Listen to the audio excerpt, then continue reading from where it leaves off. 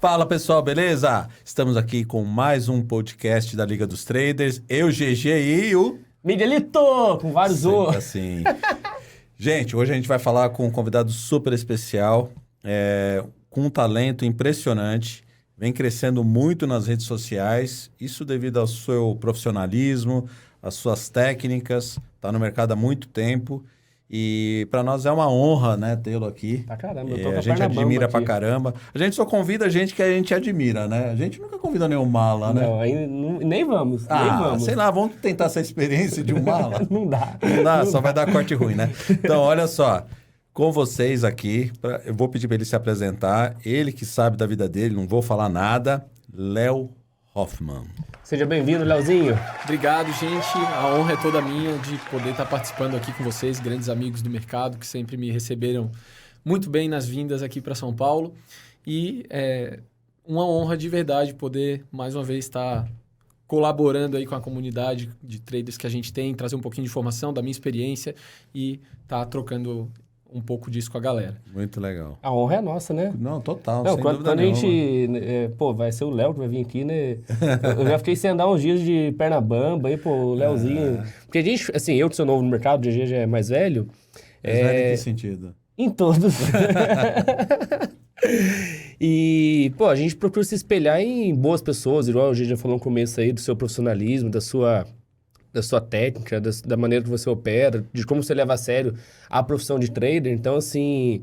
E hoje tá aqui, fazendo esse bate-papo com você, meu, pra mim, eu tô... Minha perna tá tremendo demais aqui embaixo da mesa. Não, é legal que o perfil do Léo no Instagram, eu acho que é o mais legal de todos que eu conheço. Que é o quê? Pô, mini contratos.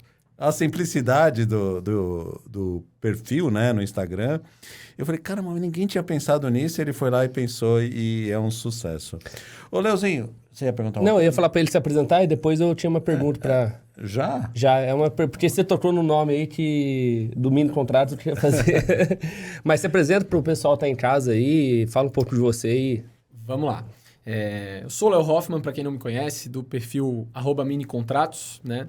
Que já diz que é a minha especialidade aí, operar mini índice e mini dólar, né? Que são os ativos mais negociados aqui na nossa bolsa. Sou natural de Floripa, então manezinho da ilha, falsificado, né? Que eu morava na cidade ao lado, mas a gente se considera manezinho porque a cultura ali é praticamente a mesma, né?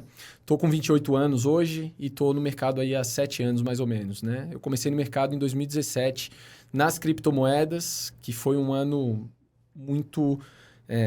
falado até hoje nesse mundo das criptos, porque teve uma tendência de alta muito forte no Bitcoin, que ele subiu mais de 1000% em poucas semanas, assim. Então, eu vivenciei tudo aquilo ainda um pouco inexperiente, né? Mas aquilo foi a porta de entrada para mim no mercado e foi a partir de lá que tudo começou, toda a transformação de vida que eu tive, depois migrando também para a bolsa, né? E estamos aí, desbravando o mercado, me apaixonei pela profissão, foi uma coisa que eu me identifiquei já logo de cara, né? Antes de operar, eu trabalhava com tecnologia, né? Eu sempre falo para a galera que não era um trabalho que eu me sentia realmente motivado a fazer, né? Eu ia trabalhar de manhã já pensando na hora de voltar para casa. E era uma rotina um pouco desgastante, mas eu tinha certa facilidade com aquele mundo da tecnologia, né? Mas quando surgiu uma oportunidade, de fato, de eu sair daquilo que eu enxerguei no mercado financeiro, uma possibilidade de fazer algo que eu realmente gostava, eu mergulhei de cabeça para fazer aquilo dar certo. E estamos aí há 7 anos nessa estrada, evoluindo sempre de forma constante. Legal. O que você ia falar aquela hora que eu cortei?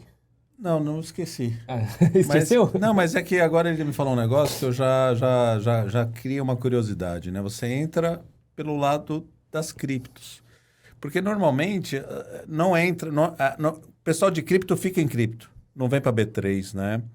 Então eu já vou te perguntar o que te motivou a vir para B3. E aí a gente vai falar de técnica. Cara, é a mesma técnica, se usa a mesma técnica, funciona tanto em cripto quanto em derivativos brasileiros ou no mercado à vista? Vamos lá. Até para contar um pouquinho de como eu cheguei no mercado de fato, né? De como eu entrei pelas criptomoedas. Então, como eu estava falando antes, eu comecei trabalhando em empresas de tecnologia e chegou um dado momento que um colega de trabalho, um cara já mais velho, saiu da empresa em que eu trabalhava. Ele tinha uma posição consolidada lá, um bom salário, uma carreira já bem estabelecida. E ele saiu da empresa para viver de criptomoedas. Então, aquilo me chamou a atenção. Até então, eu mal sabia o que eram as criptomoedas, né? Mas aquele foi o gatilho para que eu me interessasse mais por isso. Então, comecei a pesquisar, comecei a ver do que se tratava. E quando eu percebi a tecnologia que tinha por trás do Bitcoin, porque ele não é um simples ativo, né? Ele é uma tecnologia que é disruptiva, né? O Bitcoin, ele abriu as portas para o surgimento de várias outras criptomoedas que resolvem problemas de diversas esferas aí no mundo, né? Então, me despertou interesse naquele negócio, comecei a me aprofundar e definitivamente optei por investir um pouco do dinheiro que eu tinha na época nesse mercado, né? Então, comecei a me aprofundar bastante, né? Era um mercado que ainda era embrionário aqui no Brasil, não se falava muito sobre criptomoedas, tinha 1 ou 2 sites que falavam sobre, não tinha perfil nas redes sociais falando sobre isso, então o conteúdo era gringo, né? Eu não manjava muito do inglês, então eu botava tudo lá no Google Tradutor, os artigos, os textos que eu via, as análises que tinham no TradingView, do pessoal já mais experiente, e até ali foi desenvolvendo o meu inglês também, me estimulou a buscar esse conhecimento, Bacana. né? E aí fui começando, fui entendendo o negócio, como funcionava, mas assim, o GG perguntou, né, se funciona, se é a mesma técnica. Na minha visão, a análise técnica, ela funciona em qualquer ativo do mundo, desde que seja um ativo de alta liquidez. E quanto menos liquidez a gente tem, ou seja, quanto menos volume de negociação a gente tem, é mais suscetível a gente ter violinadas, ter ruídos, né? Ter manipulação de mercado. Então, as criptomoedas, até hoje, elas são um mercado que tem um volume baixo se comparado com as grandes bolsas do mundo, né? Nas bolsas, como aqui no Brasil, por exemplo, a gente tem todas as corretoras centralizadas com um livro de ofertas no mesmo local, né? Gerido ali pela B3 e tudo mais.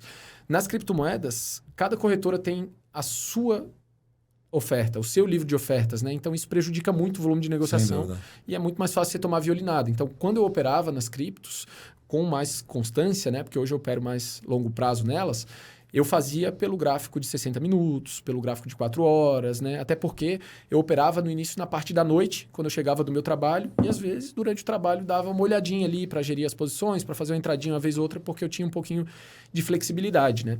Mas o grande lance da minha virada para B3 foi que nas criptomoedas a gente não tem um fator horário de limitação. É um mercado 24 horas. Né? Então, aquilo me gerava um envolvimento emocional no sentido de ter que acordar de madrugada para gerir posições, né? Botava alarme lá no TradingView, que nas criptos a gente não tinha, nas corretoras, uma plataforma boa como a gente tem no Brasil, o Profit, por exemplo. Né? Até hoje, são plataformas ruins nas criptomoedas para a gente operar. Então, eu fazia as análises no TradingView e executava lá na corretora, no navegador mesmo, né? Então, eu botava os alertas no TradingView para acordar de madrugada, às vezes com o alvo sendo atingido, com um stop sendo atingido, ou com uma entrada sendo acionada, né? Porque eu sempre utilizei a dinâmica de gatilho de entrada, entrar ao superar a máxima de um candle ou ao superar a mínima de um candle. Então, aquilo me gerava um envolvimento emocional grande, porque prejudicava meu sono, estava prejudicando um pouco a minha saúde. E aí, eu busquei um mercado onde eu pudesse ter um pouco mais de controle, né? E aí, a bolsa foi o caminho, porque a gente tem horário de abertura, horário de fechamento. Então, eu sei que depois das 5, 6 horas da tarde, na época era um pouco mais cedo, né? Mas é o horário que fecha e eu não fico posicionado de um dia para o outro, né? Eu fazia day trade na bolsa quando eu comecei, faço até hoje. Então, aquilo me tirou um peso das costas, né? Porque na época eu não tinha a consciência e o nível de mentalidade que eu tenho hoje. Então, essa migração foi justamente para me dar um pouco mais de sossego, né? Para eu não ficar tão envolvido mesmo no negócio. Eu precisava descansar um pouco. Eu senti que estava me prejudicando em outras partes, né? Então, Léo, você comentou um negócio, cara, que quando eu comecei a ver também esse mercado internacional de cripto, uma das coisas que... Primeira barreira que eu tive, tá? Para entrar no mercado de cripto foi a questão justamente que você colocou. Essa centralização nas corretoras. Não me passava confiança, tá? Eu acho que... Assim, lógico, a gente tem que tomar risco, né? Nessa época, você também teve desconfiança? Até hoje a gente vê as corretoras de cripto, algumas bem grandes, quebrando, né? Sim. Você teve essa preocupação ou você deixou isso de lado, vamos para cima, eu confio e... Pô, no blockchain, skin the game total e... Sempre tive e tenho até hoje, né? Na época em que eu comecei, eu operava na BitREX, que é uma corretora dos Estados Unidos, né? Então, ela me dava um pouco mais de confiança por ser um mercado já mais consolidado, né? As corretoras que a gente teve aqui no Brasil, na época, teve corretora que faliu, né? Fora do Brasil também teve várias outras corretoras que tiveram grandes casos, né? grandes casos de fraudes. Tem a Mt. Gox, que até hoje rola como um problema, que os investidores não receberam o dinheiro que... O dinheiro não, né? As criptomoedas que foram fraudadas e tudo mais. Então, até hoje eu tenho esse receio, né? Porque é um mercado ainda sem uma regulamentação forte, sem uma entidade que vá interceder pelo investidor, caso ele venha ter algum tipo de prejuízo, né? A gente tem, nas bolsas de valores, um mercado muito mais consolidado, né? Que tem essa questão regulatória mais bem estabelecida. Então, nas criptos, é um negócio meio obscuro ainda, né? A gente tem que evoluir muito nesse aspecto. Se a gente for ver, a gente tem bolsa de valores há mais de 100 anos, né? Sim. O mercado de criptomoedas, ele não tem... Agora que fez 15 anos. Então, tem muito a evoluir. Eu acho que a questão regulatória é um negócio que vai ser um marco importante, né? O pessoal das criptos, né? A galera que vive esse dia a dia é um pouco contra essa questão regulatória, porque... Dependendo do caminho que você vai, é vantagem você não ter essa regulação. Mas também fica mais livre. Fica no limbo. Aí, para o crescimento do mercado como um todo, é prejudicial, porque o investidor institucional ele vai ter mais receio de entrar nesse mercado, né? Ou mesmo o cara, pessoa física maior, vai ter receio. Então, sempre foi uma coisa que eu tive muito cuidado, né? Então, eu procurei operar primeiro numa corretora norte-americana, aí depois surgiu uma outra corretora que ficava em Seychelles, que era um paraíso fiscal, e foi a primeira corretora que ofereceu alavancagem nas criptomoedas. E ali tinha um caminho para conseguir ganhos mais robustos com menos dinheiro, né? Então, comecei a operar nela e tal, mas, cara, sempre com o pé atrás, né? Assim que possível, retirava uma parte dos ganhos, botava numa carteira fria, alguma coisa que me garantisse que eu estava na posse daquilo, né? Porque é meio complicado você deixar o seu patrimônio em corretora, né? Quem é do mundo das criptos sabe que tem vários ditados que falam assim, not your keys, not your coins, né? Se você não tem a chave das criptomoedas, se ela tá lá na custódia de uma corretora, elas não são suas, cara. Qualquer coisa pode acontecer. A gente tem muito histórico de fraude, de problemas nas criptos, né? Então também foi uma coisa que eu me preocupei e vindo para a bolsa eu me senti mais seguro em deixar o meu capital numa corretora realmente, né? Nas criptos bacana. sempre foi um... Eu vou te perguntar, porque quando eu comecei, tenho 2 passagens na Bolsa, né? Mas a minha segunda passagem, que é agora de 2015, que eu começo nos mini contratos, teve um processo para escolher uma corretora. Você teve essa preocupação também? E quais são os motivos que fazem você escolher uma corretora aqui no Brasil? Porque você já tinha experiência lá de fora e aqui no Brasil. Quais os elementos para você escolher uma corretora? Porque eu acho isso fundamental. A gente já viu também corretora quebrar no Brasil, a gente já viu problema de liquidez. Então, assim, é uma preocupação, porque bem ou mal você está depositando dinheiro na corretora. Por mais que tenha regulamentação, que tenha leis, né? Como é que foi esse processo? Eu tive o meu, mas como é que foi o seu? Eu acho que muita gente menospreza essa questão da escolha da corretora e tem que ser uma coisa muito bem pensada. Porque assim, quando o mercado está todo bonitinho, a corretora está funcionando tudo bem, a gente sabe que é as mil maravilhas, né? É na hora que dá um problema, que dá um pepino, que a gente vai entender se aquela corretora é boa ou não para o trader. A solução do problema, né? Exatamente. Toda corretora vai ter um problema um dia. Seja Tecnologia. por conta dela, seja por conta de um intermediário na conexão com a B3, qualquer outro tipo de problema pode acontecer, né? Então, a gente, assim como no trading, você vai fazer um gerenciamento de risco, você tem que estar sempre olhando para o pior cenário possível para você estar preparado. Eu acho que na escolha da corretora também tem que ser assim. Você tem que pensar no dia que caiu a internet do Brasil, caiu a bolsa, qualquer coisa desse tipo. Qual o tipo de atendimento que você vai ter? Isso é fundamental. Como que vai ser resolvido o problema? Isso é fundamental. Então, não é simplesmente chegar e pegar, porque corretora tem os montes, né? Você vai lá e cria conta em 30 segundos. Rápido. Né? Mas você tem que saber onde você está botando seu dinheiro. Então, acho que o primeiro ponto é você escolher uma corretora que esteja um bom tempo no mercado, que tenha o amparo de alguma instituição sólida, né? Eu opero na Toro. A Toro é uma corretora do Grupo Santander, então você tem um amparo de uma instituição financeira... Que não é qualquer banco. Que não é qualquer banco, é um dos maiores bancos do mundo, né? Então, isso traz uma segurança e a gente vê que quando precisa de um atendimento, o atendimento é ágil, né? E também tem a questão da qualidade nesse atendimento. Não é só ter velocidade, né? Tem muitas corretoras que acabam jogando a gente para um call center onde o pessoal que está lá não é capacitado. Né? Na Toro a gente tem atendimento robotizado que o pessoal joga, né? E aí você vai falando com o robô. Exato. E na Toro a gente tem essa questão de todos os atendentes do suporte, eles têm algum nível de certificação no mercado financeiro. Então são pessoas que vão estar ali, vão conseguir resolver o seu problema sem precisar ficar te jogando de um lado para o outro.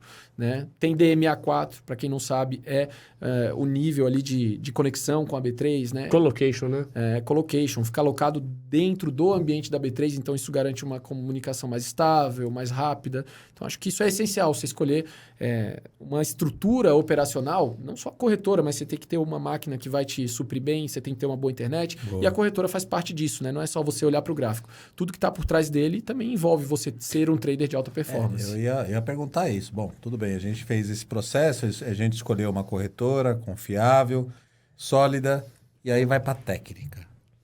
Entendeu? E aí agora começa a brincadeira nossa aqui desse podcast. É para isso que estamos aqui. Eu não sou analista técnico.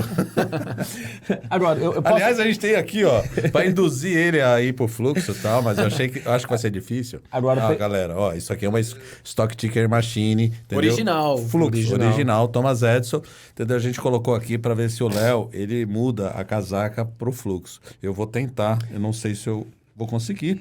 Mas aí você escolhe a corretora, aí você vai escolher a técnica. Mas você vai indicar qual técnica? Só para dar uma pimentada. Porque, assim, a gente sabe da técnica dele. Eu não sei. Bom, eu sei, mas não posso falar. A gente sabe, ele vai falar. Mas para ele responder, eu posso fazer uma pergunta? Diga lá. Análise técnica, funciona? Funciona. Funciona para quem estuda, para quem se dedica, para quem se aprofunda. Sim. Funciona. A minha visão é de que a análise técnica é algo mais subjetivo, principalmente quando a gente fala do day trade, né? Que é uma rápida oscilação, o momento do mercado, né? Então, tem que ser uma tomada de decisão muito rápida e muito inteligente, né? Então, até com colegas de profissão que eu falo, né? Quando a gente entra muito para a parte objetiva, né? O cara tem dificuldades em alguns ciclos que acaba esbarrando ali e a conta não fecha, né? Então, eu acho que é legal ter um pouco de objetividade, ter regras, ter filtros operacionais como eu tenho, mas tem que ter um pouco do subjetivo também, da interpretação de mercado, né? Para mim foi natural olhar para o mercado através da ótica dos candlesticks, porque foi a porta de entrada que eu encontrei, né? Quando eu comecei a pesquisar sobre análise técnica, sobre operações no mercado financeiro, tudo que aparecia para mim era gráfico. Sim. Então, quando eu comecei nas criptos, não tinha um fluxo. Não existe. Não tem, você vai acessar qualquer corretora de criptomoedas hoje, você não tem ferramentas de fluxo como tem no Profit da vida. Então, não era uma informação difundida, né? Sim. Mas você sabe que tem fluxo na cripto, né? Quando entram muita entrada de cripto nas corretoras, que você consegue ver no blockchain, você vê um fluxo de entrada. Sim. Normalmente é porque será negociado um grande volume de criptomoedas e aí tende a cair. Sim. Tem esse traço na blockchain de você conseguir mapear um pouco as transações, ver a movimentação das grandes carteiras, né? Uhum. Mas é uma dinâmica que não... Pelo menos no momento em que eu comecei, não havia uma técnica específica para fazer uma leitura disso. Não, sem dúvida nenhuma, a análise técnica é a mais difundida, é a mais utilizada, é a mais ensinada, principalmente. Né? Se a gente for olhar em todo o mercado, você vai ter quantos professores de análise técnica, quantos professores de fluxo, quantos professores, inclusive, da variação do candlestick, né? De temporal para atemporal, que é o renko, que é o pontos. Enfim, sem dúvida nenhuma. E eu acho que aí está tudo certo. O mercado ele funciona assim. E aí quem ganha dinheiro são realmente aqueles que vão ter o que é disciplina, gerenciamento de risco, né? Que é fundamental para qualquer coisa, inclusive. Não só para análise técnica, mas às vezes até para a vida, para os negócios. Sim, né? Acho que para tudo na vida. Para né? tudo. Dentro da sua técnica, né, da operacional, gerenciamento de risco e emocional, qual que você acha, assim, que é o mais importante? O que você fosse se separar por porcentagem? Sei lá, isso aqui é mais importante, o emocional? O que você... Então, eu gosto de acompanhar no seu Instagram lá, porque é uma aula de psicologia que o Léo faz lá. E, tipo assim, é um gráfico simples, limpo, não tem aquela coisa cheia de lero-lero. A gente nem falou do price action, né? Que os caras são limpos, assim, no gráfico, né? E aí, o Léo ainda... dá uma aula de psicologia pra você também ali. Porque, você realmente deixa pro pessoal, pro seu seguidor ali, que as coisas não é brincadeira, não é uma coisa fácil assim, você tem que estudar, você tem que ter disciplina, você tem que ter perseverança, não é da noite pro dia, você tá aí 7 anos no mercado, Sim. não foi um caminho fácil de migração, mas dentro dessas principais, se tiver alguma outra que você acha também relevante falar, o que você falaria assim, foca mais nisso? Sim. Então, quando eu iniciei minha trajetória, eu sempre vi muito falando nos livros, nos vídeos que eu assistia, que a parte emocional é 70%, 80%, 90% do trading e até um dado momento, antes de eu realmente entender que eu estava dominando tudo aquilo e poder, de fato, colocar a minha opinião sobre o tema, eu acreditava nisso, né? Mas a visão que eu tenho hoje é que é 33% para cada. Porque se você tem uma boa técnica e um bom gerenciamento de risco, mas você não tem uma boa mentalidade, você não vai ganhar dinheiro.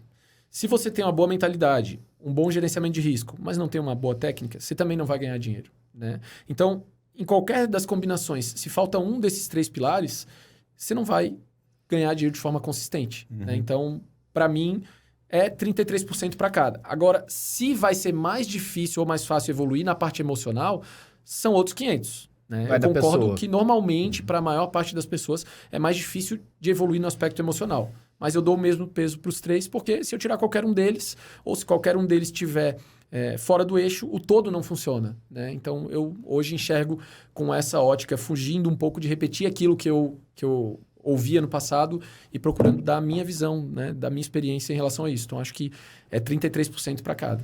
Agora, vou ficar focando na técnica, porque eu acho que é muito legal esse... Assim, o tripé é excelente, né? Mas acho que a técnica, ela é mandatória também, né? Você não pode... Não tem como, você tem que saber.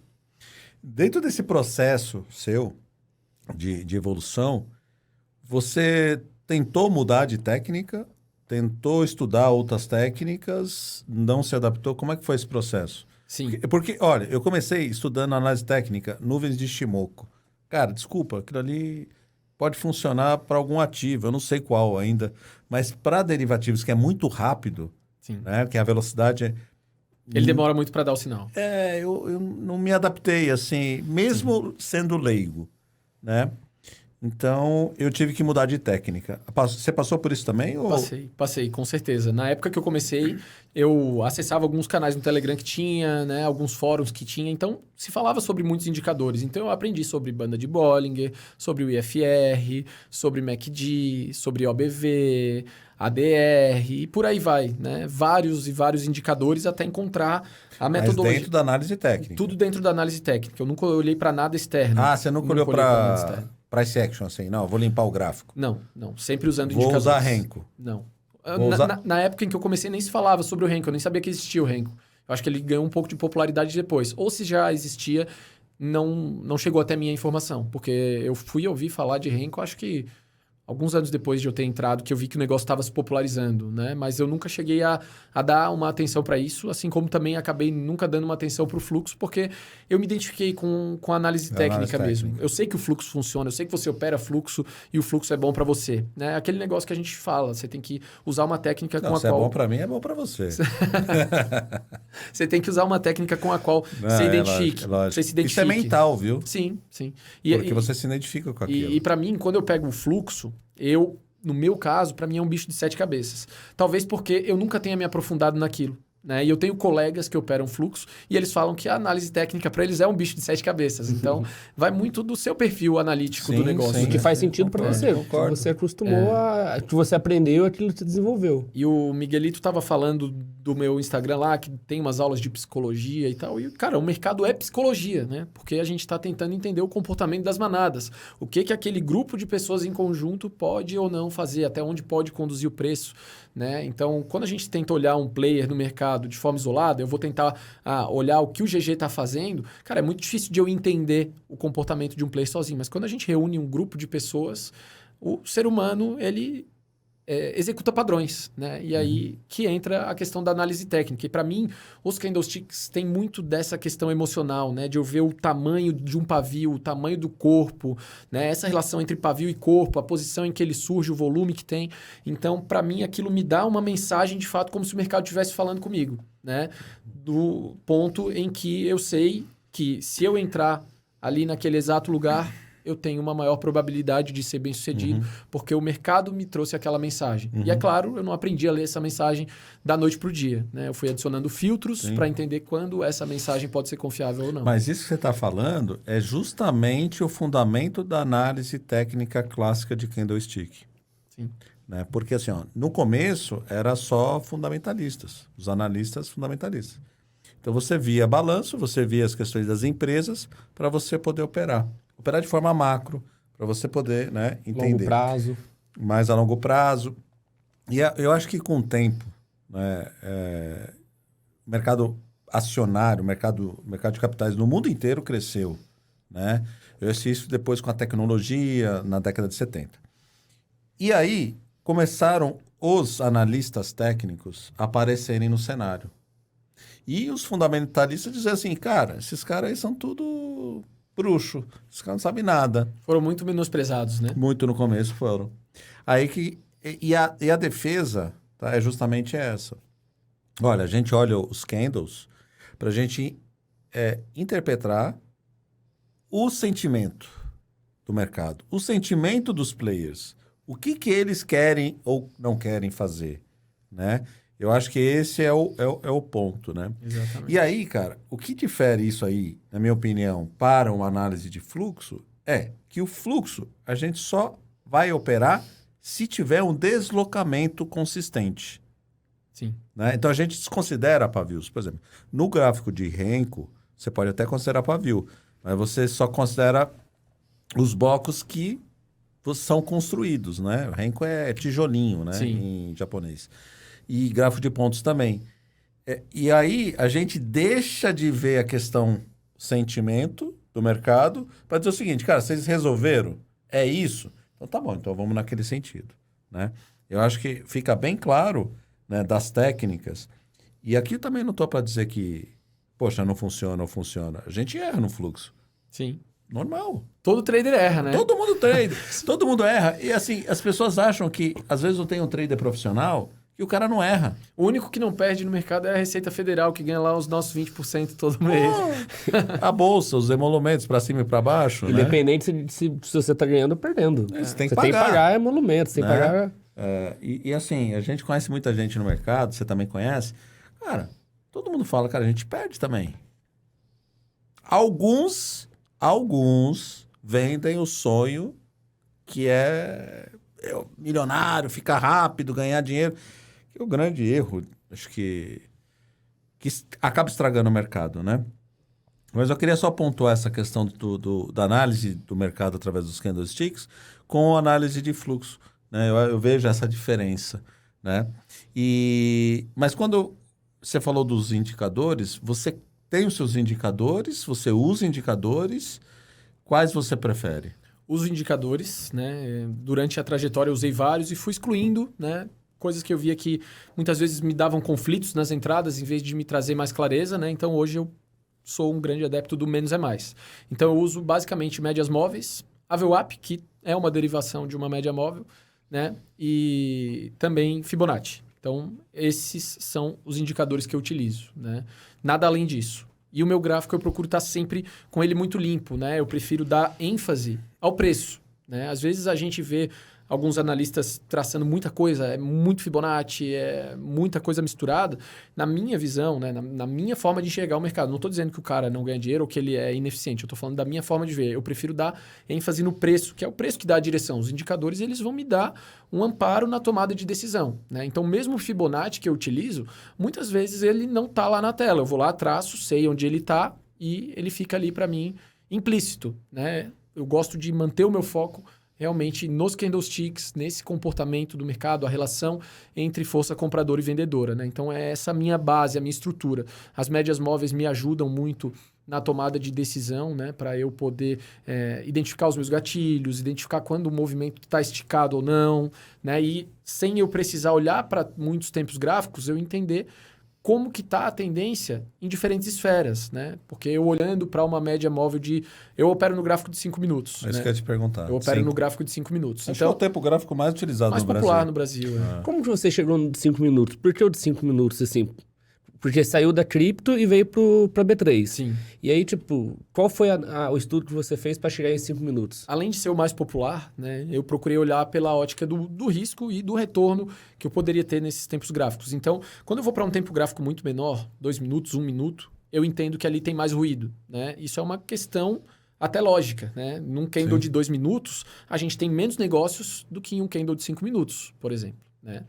E já num candle de 10 ou 15 minutos, eu tenho mais negócios, ele pode sim ser uma informação mais confiável, só que eu tenho poucos candles no pregão. Então, às vezes ele vai demorar muito para me dar uma entrada, ou às vezes ele vai ficar dias sem me dar uma entrada adequada. Ou vai me dar um stop muito grande, que vai ser uma grande porcentagem do movimento que o ativo pode fazer no dia, né? Então, para mim, os 5 minutos foi o ponto de equilíbrio, né? Se eu for para 2 minutos ou 1 minuto, eu entendo que tem muito ruído ali. Se eu for para 15 minutos, eu entendo sim que tem mais confiabilidade, né, na tomada de decisão, só que ele me dá menos oportunidades, né? Então, para mim, os 5 minutos foi o ponto de equilíbrio entre as possibilidades do day trade, né? Porque tempo gráfico de 60 minutos não faz sentido na nossa bolsa. Eu vou ter 9, 10 candles no dia, não vou conseguir. Para day trader, né? Para day trader tem que reduzir um pouco, né? Aí o 5 ficou no ponto de equilíbrio para mim. E você só olha o 5, não olha mais nada? Não, eu olho outros tempos gráficos, né? No início do pregão, eu olho o gráfico diário, o gráfico de 60 minutos, sempre vindo do maior para o menor, né? Olho o gráfico diário, olho o gráfico de 60 minutos e olho o gráfico de 5 minutos. Então, utilizo esses 3 e eu, de forma muito esporádica para antecipar uma entrada pelo 2, mas também tem regras bem específicas para isso. Eu só antecipo a entrada pelo 2 minutos quando o ativo está em uma super tendência pelo 5, sendo conduzida pela média de 9 e tudo mais. Mas é muito raro, muito raro. Uma coisa que eu achei interessante que o Léo falou, a gente aqui na Liga dos Traders passa diversos alunos, diversos profissionais e... O cara vem aqui, ele conhece o Léo, pô, o que o Léo opera? Candle, gráfico, vou operar o Léo. Aí ele toma uns 2, 3 loss, não vou. Aí ele conhece o GG, vou operar fluxo. Aí ele toma uns 2, 3 loss, não, fluxo não funciona. Aí ele vai pro Renko. Aí ele vai pra... E aí, assim, o que é interessante que você falou, você entrou numa técnica, você ficou com ela até ela dar certo, você desenvolveu, você estudou, você perseverou. Não é uma coisa que vai entrar da noite pro dia ali, vai fazer uns 2, 3 estudos, umas 2, 3 entradas, ganhar e vai continuar. Então, assim, para quem tá ouvindo, para quem tá em casa, a técnica que você aprendeu, fique com ela até desenvolver. Persiste nela, né? Porque, assim, todas as técnicas funcionam, toda maneira de operar funciona, mas vai de você ver aquilo que faz mais sentido para você, né? E controlar aquilo que tá dentro de você. Usar aquele tripé que você falou, né? O emocional, o gerenciamento, a técnica e, foco. Sim. Eu acho que dá para fazer um paralelo até com você ir para academia, por exemplo, né? Você começa na academia, cara... Nas primeiras semanas, a sua vontade vai ser de ir embora e deitar em posição fetal, porque você sai todo quebrado, né? Ferrado. E você tem que dar uma continuidade para o quê? Para o seu músculo ganhar maturidade, né? Para aprender a lidar com aquela dor, para aprender a executar bem os exercícios, para aí o resultado começar a aparecer, seja na qualidade de vida, na sua saúde ou na parte estética, né? Então, no trading é mais ou menos a mesma dinâmica. Você vai para uma técnica ali, cara, se você abandonar aquela técnica no primeira dificuldade, você nunca vai conseguir ir para frente. Então, você tem que ganhar maturidade naquilo, né? Maturidade como trader e maturidade dentro daquela técnica também. Porque não é só você chegar e aprender, beleza, tem um martelo aqui, vou sair comprando. Não é assim que funciona, não é nesse nível de simplicidade. Então, tem uma sofisticação, né, que exige dedicação para a gente conseguir entender o negócio de fato. Então, acho que é importante isso, né? A gente sempre fala muito sobre o tempo de tela e tudo mais. Tem até um livro que é o Outliers. Ele fala um pouco sobre isso, sobre você alcançar a excelência em alguma esfera da vida, né? E ele diz que você precisa em torno de 10 mil horas, né? E a excelência, ela é além da consistência. Eu até falei sobre isso no Instagram um dia desses, né? Porque você ganhar dinheiro de forma consistente é um nível. Agora, você dominar o negócio todo com excelência a ponto de você conseguir conduzir outras pessoas na mesma direção que você foi, a ponto de você conseguir reproduzir o seu conteúdo e fazer as pessoas utilizarem aquilo e também terem resultado, é aí que mora a excelência. E ela não vem da noite para o dia, cara. Exige um esforço danado, assim como a consistência já exige. Então, acho que é um grande lance de uma evolução constante, de você não parar, de você não desistir no meio dos obstáculos e usar eles como um fator de motivação para você crescer, né? Eu acho que em qualquer esfera da vida, os obstáculos são feitos para a gente aprender com eles, ultrapassar e seguir em frente. Mas, Léo, a gente vive numa sociedade imediatista, cara. Esse é o problema. Todo mundo quer rápido. Bom, me fala aí o setup. E achar que esse setup é o milagroso. Ou melhor, me né? dá o call de compra e de venda. É. Não, é para comprar, é para vender. A pessoa não quer estudar, sentar e estudar. Entendeu? A pessoa quer chegar lá. Isso não é um problema só do nosso setor, mas do nosso setor, né? A gente que é trader profissional e educadores, a gente vê isso muito presente. Por causa que é o quê? Grana. O cara vem para o mercado para quê? Invariavelmente, para ganhar dinheiro. Para Né? ganhar dinheiro. Ponto Você final. pode ter outros objetivos com o que o dinheiro vai te proporcionar, Sim, mas o ele é o meio, propósito, né? O propósito, né? Você ganha dinheiro para alguma coisa, para Sim. um propósito, né? Agora, ele vem com esse setup de... E aí, quando a gente vê, entendeu? No mercado, algumas pessoas vendendo sonhos, Ilusões. né? Ilusões, sonho no sentido de ilusão, né? Acho que todo mundo tem que ter sonhos. Aí a gente fica preocupado, porque... E aí vem a frustração, e aí vem essa questão que você estava falando de mudar de técnica. Porque assim, ó, o trader, ele não sabe nem o que ele precisa saber. O contexto, a matéria, o quê? Ele está simplesmente entrando num quarto escuro, pedindo que alguém lhe guie para fazer as coisas se acenderem e ficar tudo iluminado, lindo e maravilhoso. Ele não quer saber o que é um contrato futuro, o que é um derivativo, o que Ele é não uma sabe, ação. ele não tem nem noção do que ele precisa Do saber. risco, principalmente, Sim. que tem Porque no você vai mercado. fazer uma escola de medicina, os caras falam mesmo, você vai ter que aprender isso, passar por esse processo, esse. E aqui não se fala nisso. Ó, você precisa passar por todas essas etapas para você chegar a ser profissional. Vou te falar uma coisa que ela é subjetiva, do ponto de vista de saber em que ponto você chega para ser um cara consistente. Toda vez que eu tomo loss, são os dias que eu não estou conectado com o mercado. O dia que eu estou conectado com o mercado, parece que eu sou o mini dólar. Eu sou o player que está ali fazendo o candle, está fazendo o fluxo. Eu sinto aquilo dentro de mim. Intuitivo. Cara, é impressionante. O dia que eu estou desconectado por algum problema, por algum...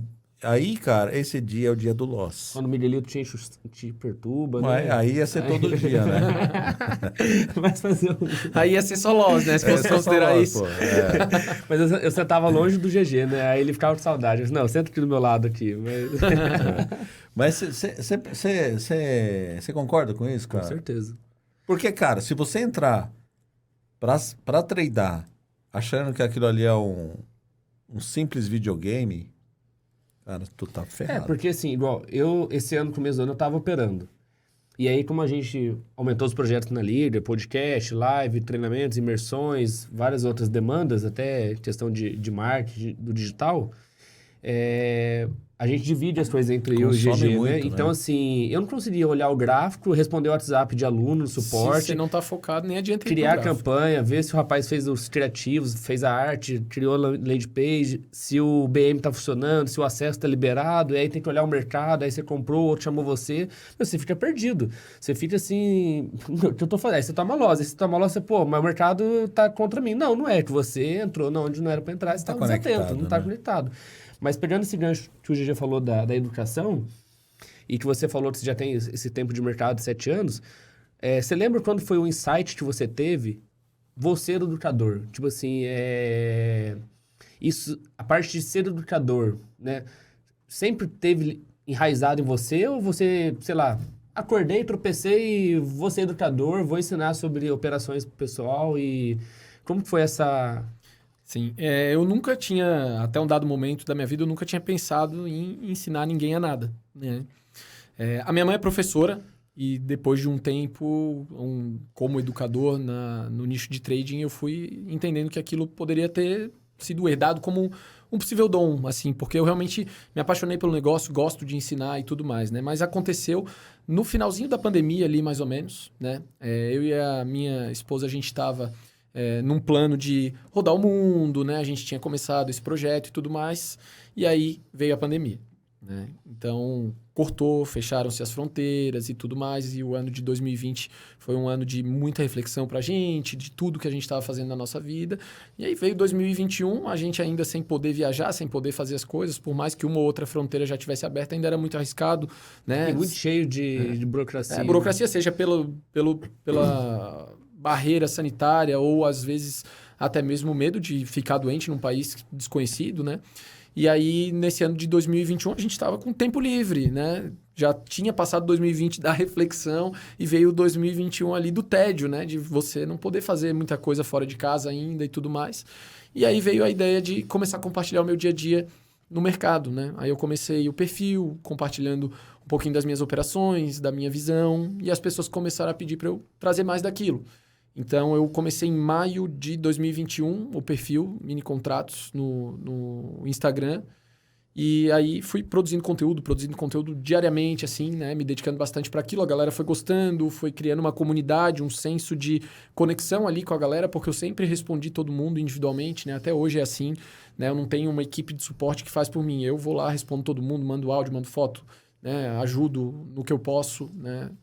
Então, sempre fui muito comprometido com isso. A galera começou a gostar e falar que eu tinha uma didática muito boa para ensinar. E aí, eu comprei aquela ideia e decidi, né, depois montar um treinamento que veio ali em outubro de 2021, mais ou menos. Então, nessa época, eu já estava no mercado 2017, 2018, 2019, 2020, 2021. Então, eu já tinha 5 anos de mercado, mais ou menos, quando eu comecei a produzir os conteúdos e trazer o material didático, né?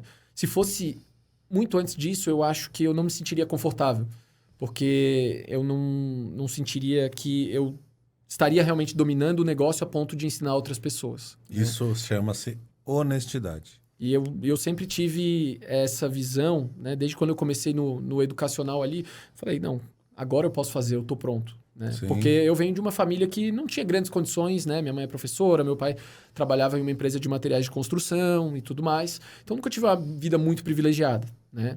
E consegui transformar minha vida através do mercado financeiro, fazer várias viagens com a minha esposa, né? Construir nossa casa dos sonhos. É até chato ficar olhando no Instagram dele quando ele tá viajando. Eu silencio por um tempo. E vou silenciar por 3 meses, né? Eu já tô avisando, cara. Eu não quero nem saber, viu? A gente gosta de compartilhar um pouquinho do dia a dia. Eu fui me soltando mais um pouco, né? Com o tempo. Eu era meio fechado com relação à vida pessoal. Não curtia mostrar muito, mas aí a gente vai conversando com a galera, vai criando essa comunidade, né? Mas foi mais ou menos dessa forma que surgiu, né? Eu realmente me senti pronto naquele momento para poder compartilhar o meu dia a dia. Comecei o Instagram sem pretensão de fazer treinamento, nada. Só queria compartilhar ali, né? Sair um pouco do tédio, conversar com gente diferente. E aí, o negócio foi desenrolando, eu fiz o treinamento, né? Mas antes disso, a gente já tinha feito várias viagens, a gente já tinha comprado carro dos sonhos, já tinha feito casa dos sonhos. Então, a gente construiu esse projeto educacional com base na transformação de vida que a gente teve. Porque a minha esposa também opera, né? Ela me ajuda com algumas coisas ali dentro do projeto e tudo mais. Então, a gente entende que, transformei minha vida através do mercado, né? E se eu posso, de alguma forma, devolver isso para a comunidade, a gente acabou deslanchando nesse projeto, porque foi um crescimento bem exponencial, assim, né? E eu não vou ser hipócrita de dizer, né? Não, eu sou o bom samaritano, né? É claro que esse projeto educacional traz para mim uma boa rentabilidade, é um negócio sólido, né? Mas a minha fonte de renda principal continua sendo as operações no mercado financeiro, né? Mas virou uma fonte de renda paralela importante na minha vida também. E eu acho que ficou bom para todo mundo, né? Porque eu trago um conteúdo educacional que pode transformar vidas, as pessoas estão remunerando o meu conhecimento e todo mundo tem a sair ganhando. Vira né? uma via de mão dupla. E você botou a sementinha do trade na esposa ou ela já operava também? Não, eu botei a sementinha... Você botou a sementinha? Botei a sementinha do trading. Ela no começo era meio relutante. Isso não é pra mim, eu não entendo isso aqui, não sei o quê. Aí foi indo, eu falei, não, vamos insistir, vamos lá. Ninguém nasce preparado para isso, né? Mas eu acho que isso é a grande evolução do nosso mercado brasileiro. Então, você ter famílias que operam. Exato. E que os filhos vão operar. Que é uma coisa que, se você pegar a década de 70, 80, poxa, impossível. Impossível. Mercado desse tamanhozinho. Aí você pega o boom do nosso mercado, que começa a partir de 2015, 2016. Nessa época a gente está com 500 mil CPFs na Bolsa. Mais ou Hoje menos nós isso. estamos com 5 milhões. Exato. Quando eu entrei, estava nessa faixa dos 500 mil ali. Então, pô, hoje a gente subiu 1000% em poucos anos. Né? Exato. Então, daqui para frente, tende a melhorar cada vez mais esse mercado de capitais que sempre foi colocado de lado aqui no Brasil, né? Nos Estados Unidos é muito mais bem avançado nesse quesito. E é legal essa observação, porque eu acho que daqui para frente, né, se a gente vai ter mais gente operando e vivendo de mercado, e isso é muito legal. Legal. É muito importante. E uma coisa que eu achei bacana também é como foi autoral o nome do Instagram dele, né? Mini Contratos. Então, isso aí para mim foi a grande sacada. Tipo assim, pô, eu acordei, meu Instagram vai ser meu nome, não, vai ser Mini Contratos, o que mais opero na B3. Você ou ele deu a ideia do nome? Mini contratos. Quem que teve a ideia do nome, assim? Eu tava... Quando eu fui criar o perfil para compartilhar as coisas ali, a gente procurou nomes, né? Pesquisei, botei nome em inglês, About Day Trade, não sei o quê. Aí, assim, pô, era uma coisa que não me satisfazia no sentido de, pô, isso não gera uma conexão, né? Pô, sou brasileiro, vou botar um nome em inglês aqui na parada, né? Tô falando do mercado brasileiro, tudo mais. Então, fiquei naquela procura. Aí deu o estalo de pensar mini contratos. Só que eu pensei, botar mini contratos, obviamente que não vai ter, né? Pô, era 2021 ali, quando eu peguei esse nickname. Cara, pô, já tinha um monte de gente ensinando trading nessa época, né? Cara, quando eu vi que tava livre o negócio, eu falei, cara, é isso. E deixa eu te perguntar, mini dólar ou mini índice?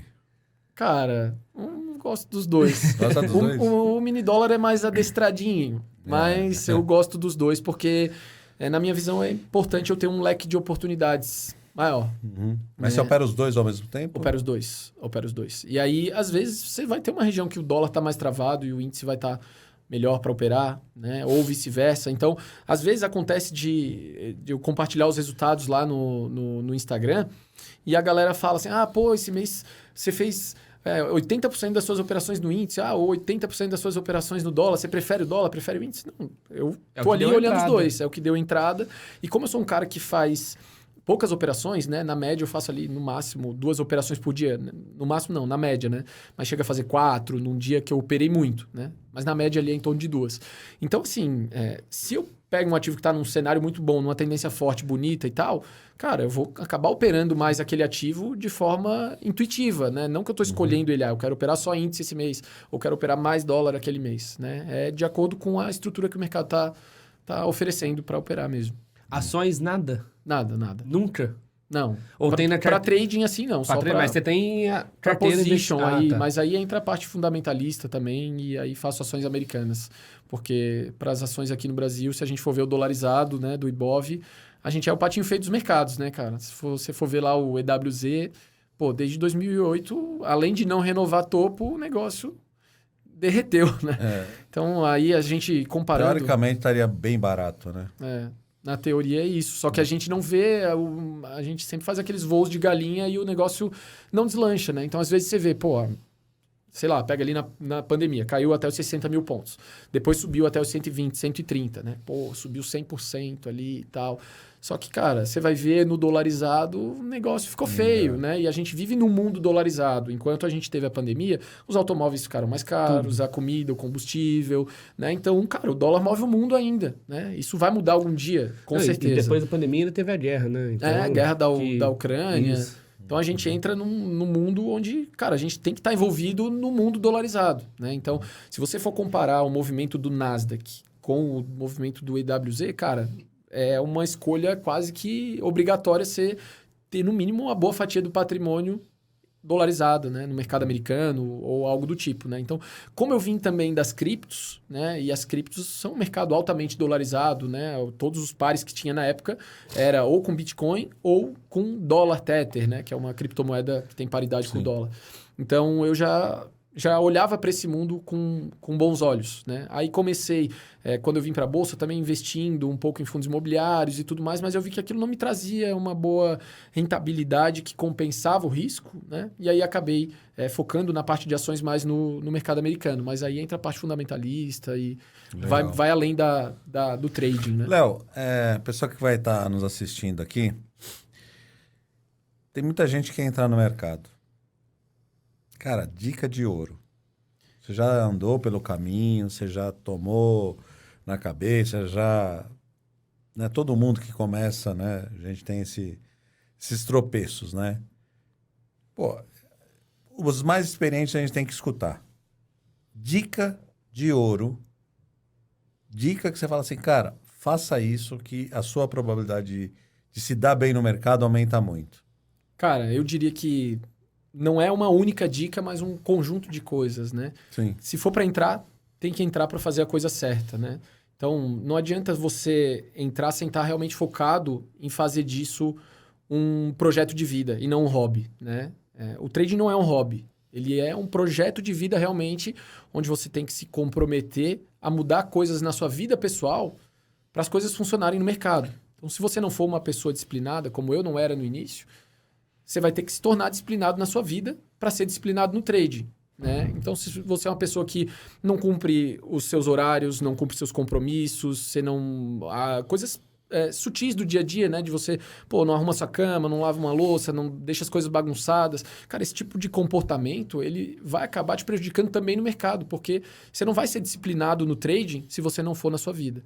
Então, você vai ter que arrumar um jeito de fazer a coisa certa, né? De fazer o que precisa ser feito, mesmo que aquilo não seja agradável para você fazer, né? Eu acho que esse é o grande lance da disciplina, né? Você fazer o que precisa ser feito, independente do que seja, né? Então... Mas você comentou de hobby, né? Mas assim, eu também vejo o operador, tá, como ser um trader para ter uma fonte adicional ou uma fonte complementar de renda. Sim.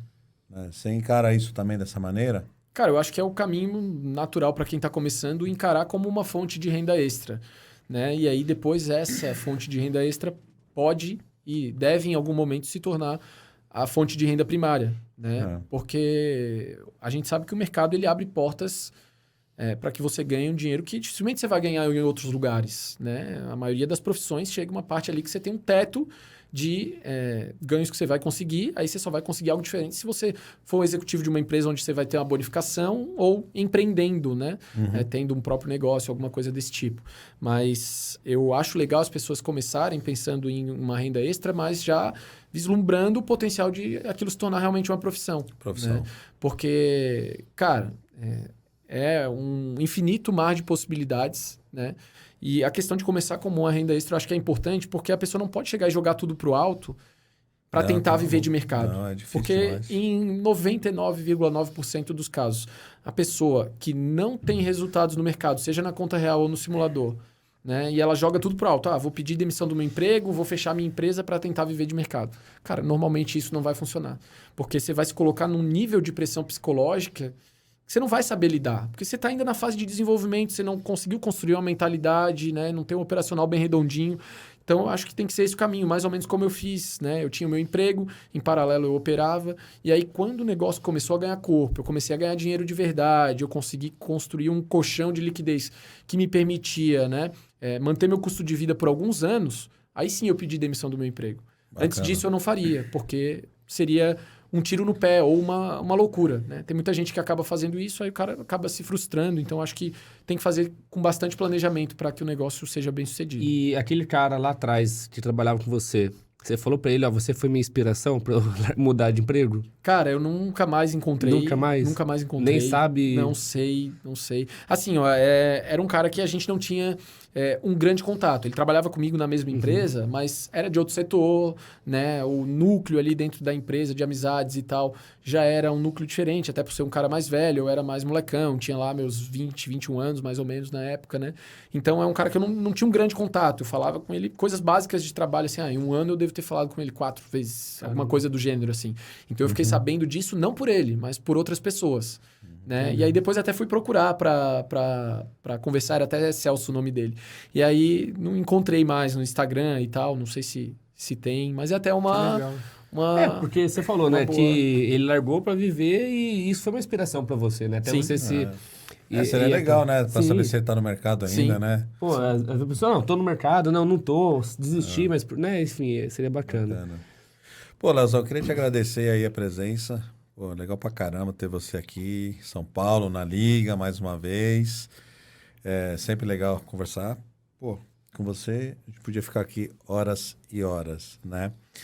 E é isso aí, galera. Ó, estamos chegando ao final de mais um podcast com uma super dica aí, ter consciência do que vai fazer no mercado. Dá para você ser um part-time, ganhar para você complementar uma renda, mas precisa ter segurança, precisa ter tranquilidade. Tá ligado a pessoas sérias. Esse é sempre o que eu falo. Isso aí. É isso aí? Tem uma coisa só, o Léo falou que ele opera pela Toro, né? E você é um influencer parceiro Toro também, né? Sim. Como que foi essa abertura da casa pra você, Léo? Como você chegou assim? Porque, vendo o seu nível de profissionalismo, de honestidade, no mercado, que a gente conhece muita gente aí, você deve ter sido cortejado por muitas casas, né? E queria que você falasse um pouco desse diferencial aí junto com a Toro, assim, porque, a gente é parceiro Toro e, a gente conhece, mas pra você, como que foi isso? Tem como falar rapidinho, antes de acabar? Dá? Vamos lá. Então, antes de ser chamado aí para parceria com a Toro através do GG, eu fui sondado por várias outras corretoras, né? Eu sempre falava para minha esposa que, cara, não vou fechar com nenhuma corretora, não quero me comprometer, né? Tem tantas aí no mercado e sempre mais do mesmo. E aí, quando veio a proposta da Toro, a gente sentou, conversou, né? E buscou entender uma coisa que poderia ser bom para todo mundo, né? Porque em muitas casas aí o benefício está só para a corretora e só para o influencer. Né? E aqui na Toro a gente conseguiu construir um modelo onde o negócio fica bom para todo mundo. Né? Então, todo mundo que cria conta através do meu link na Toro e realiza sua primeira operação, ganha um livro. Então, a gente já distribuiu milhares de livros através dessa promoção, através da logística aqui do GG, dos livros que ele fornece como parceiro e eu pago para entregar para a galera, né? E a Toro em conjunto possibilitando isso. Então, além de toda a estrutura da Toro, que fornece um atendimento de qualidade, que tem os melhores benefícios do mercado, né? Com corretagem zero, calculadora de imposto gratuita, DMA4, que é o Colocation, melhor conexão com a bolsa, e várias outras coisas lá, né? Parte educacional. E corretagem zero com ou sem RLP. O cara pode escolher. É a única corretora plataforma até o momento também. que tem essa possibilidade. E plataforma zero também. Plataforma gratuita. Então, toda essa série de benefícios, aliado a um suporte de qualidade, né, me fez optar por fazer parte desse time, né? Que eu acho que Legal. é um ambiente onde todo mundo está ganhando. A galera está ganhando em conhecimento com a gente, distribuindo os livros, fazendo as lives junto com a Toro, né? Botando nossos conteúdos exclusivos lá na plataforma deles. É isso que eu ia falar. Quem abre conta também com seu link tem acesso a um treinamento seu dentro da Toro, né? Tem acesso a um treinamento na parte emocional. Uma parte do seu treinamento, Isso, né? É uma parte do Jornada do Trader, que é o meu treinamento. E são em torno de 5 ou 6 horas de aula lá, onde eu falo especificamente sobre a parte emocional, tudo que eu precisei fazer para construir a mentalidade que eu tenho hoje. Né? A galera fala que quando eu estou operando ali, compartilhando, às vezes faço uma live no meio do pregão que eu sou frio como gelo, né? Mas, cara, isso não veio da noite pro dia, Sim. Teve um trabalho, né? A gente demora para virar uma mentalidade. É um trabalho de formiguinha dia após dia. Né? Então, eu conto um pouquinho disso. Os livros que a gente tem aí também na parceria com a Toro são todos voltados para o aspecto emocional. São as melhores obras do mundo sobre o tema, né? Então, ficou uma parceria muito legal, que ficou bom para todo mundo. Sensacional. Legal. Ficou a dica aí, né, galera? Ó, presta atenção nisso aí. Leozão, muito obrigado. Outra coisa, rapidinho. Tem alguma coisa que você queria... Senão não acaba... Tem alguma coisa que você queria falar, que você não falou, que você queria deixar... abra... Não, eu já vou falar, ó. Sigam @Bini Contratos. Mas vai se ele vai quer ter contar uma aula lá. vai se ele quer contar alguma coisa que a gente não perguntou ainda. Tem alguma... Vou contar pra galera. Não, aí. setup, me dá um setup. Vou contar. Esse aqui é um uma setup, né? Não, eu queria uma Esse aqui fofoca. é um Eu setup. prefiro uma fofoca. Vou contar uma pra vocês aqui. Um dos hosts desse podcast, não vou falar quem é que tá de colete vermelho, tá me devendo um uísque aí, né? Há anos já. Não. Eu tô cobrando aqui no podcast. Eu tô dando risada sem saber que ele ia fazer isso aí. Não, brincadeira, gente. Queria agradecer aí pelo convite, né? É muito legal sempre estar trocando ideia com vocês, né? A gente fez um podcast aqui leve, gostoso, como se a gente estivesse numa mesa de bar, conversando entre amigos, como deve ser, né? Essa que é a ideia. Foi muito gostoso, muito legal participar. Podem me chamar que eu venho mais vezes. Mas vai demorar, né? Porque, vai viajar aí... Não, a gente faz um podcast onde ele estiver. É mais legal. Hoje não dá pra nós ir não, Gia. É lugar chique demais. eu não consigo não, gente. Sinal que o mercado tá bom. É só você fazer uma boletada aí, você consegue. Mas, Leozinho, mais uma vez, obrigado, cara. A gente tá sempre feliz aí pela sua presença. É uma honra. Eu gosto muito de você, o GG também. E apareça mais vezes, a casa tá aberta. Novidade pra quem tá nos assistindo, quem for nos assistir, ano que vem tem um evento seu na Liga, né? Vamos fazer. Tá devendo também, ó. Vamos fazer. Pra quem tá em casa aí que ele deu uma indireta, tem um rapaz, tá aqui, tá sendo entrevistado, tá devendo um evento presencial na Liga dos Traders. Então, assim, fiquem ligados, cobrem ele. 2024 vai sair, vamos fazer. Tá vendo? Vamos fazer. Porque agora vai viajar uns 3 meses aí, vai ficar, né? Mas o uísque vai sair caro agora. Então, agora... Mais uma vez, Leozinho, obrigado. Elias tá aí também, brigadão por ter vindo. Valeu. Não, tem que vir, né? Vai deixar ele sozinho, não, até parece. Perigoso. Um homem bonito desse, rapaz. Demais, não, demais. Ganhou até de mim na beleza, eu me acho bonito, né? Perto do Léo nem acho nada, porque eu aceito que eu sou feio mesmo. É você, Miguelito. Só sua mãe que acha. cara. E você acreditou E nela. o seu irmão? E meu irmão. Que são muito parecidos, né? Não. Se ele achar você feio, ele vai se achar feio também. Mas aí, mais uma vez, brigadão, Léo. Valeu. Posso dar um presente pra ele agora? Pode, ué. Pode? Você que sabe. Aí. Você pode abrir depois até pra você ver, mas é um presente... Depois eu abro, Depois Não, você abre. eu acho que eu sei o que é isso. É pra abrir agora? Não, você que sabe. Não, pode abrir, abre. Vamos abrir. O que você acha que Caramba, é? maluco. Aí, destruiu tudo o laço que eu fiz, cara. É um lacinho, era só abrir... Cara, não tem nada combinado aqui, hein? Era só abrir atrás. Não, e Não perto tem por isso eu dei risada. Era só abrir atrás, você estragou o laço que eu paguei. Era só abrir atrás? É, eu paguei R$3 no laço, você estragou meu laço, cara. Ô, Miguelito, você deu um nó aqui de marinheiro, velho. Tá difícil. Ué, você é de abrir o Floripa negócio lá? aqui. Abre aqui atrás, ó. Puxa Não, essa. vai assim mesmo, ó. Que senão vamos ficar 1 hora aí no podcast só pra abrir o Cara, eu pacote. fui na feira, comprei batata, cortei o saco, costurei, cara. Legal. Vamos lá. Puxar aqui de lado pra não pegar o fundo do negócio, que senão é perigoso, né? Deixa eu botar aqui em cima da mesa. Põe o suspense aí, Vitão. Põe o suspense. Ai. Ó. Eu cantei o uísque veio e não foi combinado. Não hein, foi gente? combinado, Não foi gente. combinado. É impressionante. Que legal, que legal. Tá pago. Muito Tá bom. pago, Tá pago, tá pago. Agora, fique esperto, quem tá devendo o evento presencial é o Léo. Já vamos marcar a data, Mas esse daí é o melhor, eu sou fã desse whisky aí, então... Legal. Cara, Será gente... muito bem degustado com os amigos. Amém. Legal, É gente. isso aí. Obrigado aí, ó. Sigam Minicontratos, @Minicontratos. Sigam Liga dos Traders, sigam GG Trader e sigam o... Miguelito, 0 Vai estar embaixo. Valeu, gente. Obrigado. Valeu, Obrigado. abraço. Tamo juntos. Valeu.